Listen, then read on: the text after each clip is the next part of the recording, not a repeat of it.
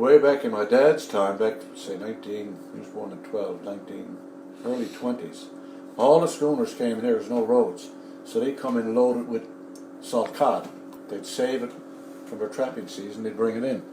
And a friend of mine, I grew up on Casey Street, he had an uncle or some relative owned a schooner, the Robert J. Nicol. And after school, we'd go down, and if there wasn't enough longshoremen, or a lot of them didn't want to work at that, you went down where they weren't that deep. You go down and you get a yaffle. So a yaffle was, just take so many, maybe 7 or 8 or 10 fish, and you hold them together, and you know how to throw them, and they stayed together, so you caught them. Then you put them, they're all get into Crosby's bottom and Tommy Hallett's.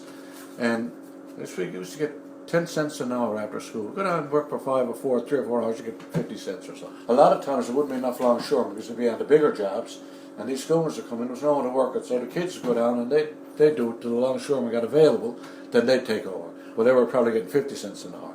What kind of freight was your father moving? Well, Dad and them, when they were working on them ships years ago, everything was loose. There's no containers.